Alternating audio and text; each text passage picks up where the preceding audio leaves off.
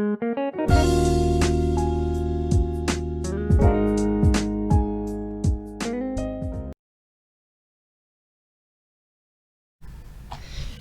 guys, and today I'm going to be showing you how to create a number generator using Python. So today we will be using inputs, variables, and more using Python. Now today I'll be using repl instead of the Python app because repl is a website and it's free to use. So all you need to do is create an account. Link will be in the description, and it's really fun to use because you don't need to download anything, and it creates everything on one page. So let's get into it. But before I move on, if you guys like my videos and want to help me out, find my videos helpful, let me know by subscribing to my channel and turning on post notifications so you never miss out my videos. So let's get into it. Boom. So you want to hit create and press the plus sign and choose Python. Python.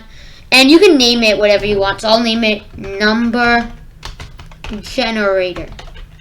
Now the only thing you need a free account will not have is that they will be public, not private. So if you want a private, like to hide your repls, I highly recommend buying it. It's like $5 a month.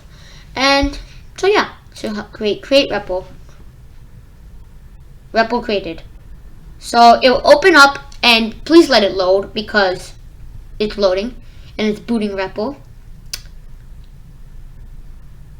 Okay, so this is the main.py, and basically all you want to do is start typing.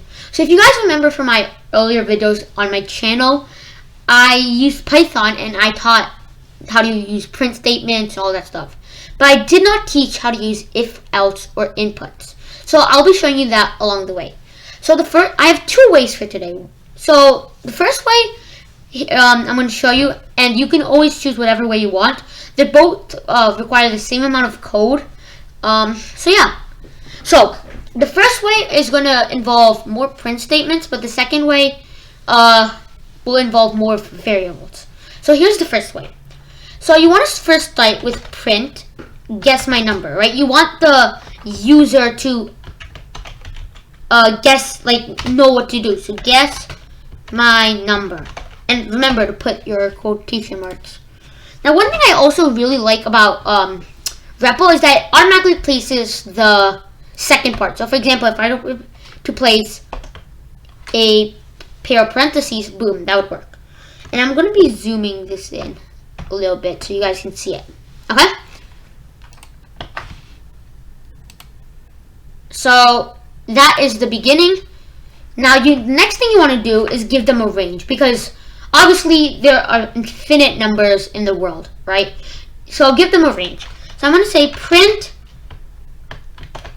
Obviously you need your quotations and your parentheses. Remember, the number is between 1 and 15. Okay, so it's gonna be between 1 and 50, and you can like ignore all this stuff. It's just gonna be recommendations, and it's okay if the code does go on the second line because really it's linked up to line 2. So now we're going to create an input. So there are two types of inputs. There's an eval input and there's a string input. The eval input will work with numbers. So we have to create a variable. So we're going to create it number. Number equals an input. So normally if, let's say the input was a text, you would just put input, where is that? Okay, input, like that, and boom, done. But since this is a number input, we want to put eval, that, and then we want like a parentheses, and then put the second pair of parentheses, like that. You always need the semicolon. And this is one of the most important things with coding, is you need to remember how many parentheses, tags, and the semicolons, colons, your indents, all those stuff can affect a code. So let's move on. So now we want to think of an if and then. So if the number equals something. So let's move on. So you want to write if, and then you want to write number, this time 2 equals. So basically this is saying that if the input equals this number, so I'm going to put my number as 8. I don't know why. You don't put it as 9. 9 is my favorite number. 9. Then this is going to happen. So put a colon, not a semicolon, and then hit enter. Now you'll notice this happened to be, this indented the line. Now do not delete the indent, because since we put a colon, it will automatically indent it for us. So you want to write print you won, right? Because this is trying to say if number equals 9, then you won. Okay? So you won. And then we're going to put some exclamation mark. But now what happens if the number does not equal 9? So then we delete the indent, make sure it's not indented, write else, this time with colon, and write enter. And then you want to say print you are wrong. Oops, I forgot my print. Now for this way, for the first way, which is this way, you're going to need to say the answer. So the number is 9. Okay, but the second way, there's a different way. So all you want to do is hit this green arrow, play button. So guess my number. Okay, so I'm going to say 9. You won. But what happens if I did not put 9? I put 5. You're wrong. The number is 9. So that's the first way. So all I'm going to do is I'm going to create another file. This is going to be main.p 2.py. Okay. Wait, can I print things in this? Yeah, okay. So if I print, say code, let me just test it.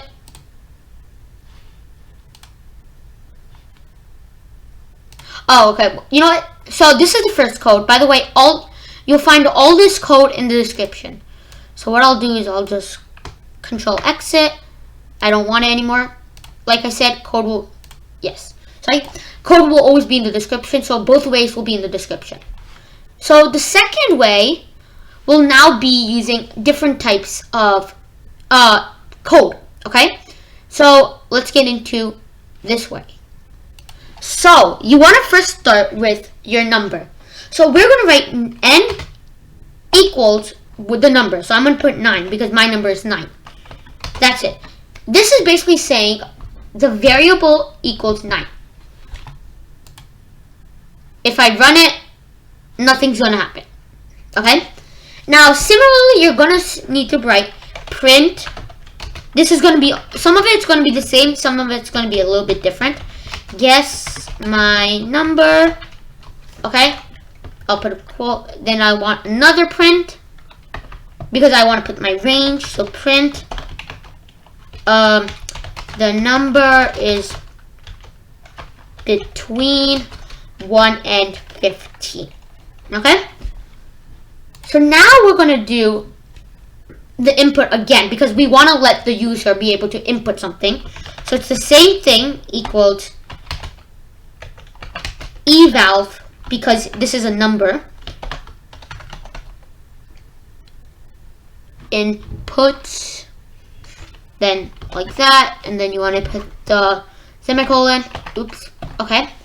Now we also are going to be doing if and else statements. So the code is a little bit the same, but like it does create, and it does add a little extra steps to make it more proficient. So the next one will be if number. Now this time, do not say number equals, so you need your 2 equals. Remember, you need 2 equals. If you want to assign a value to something, you want to put 1 equal. But if you want to say this side is equal to that side, you want to put 2 things, the 2 equals. Write n.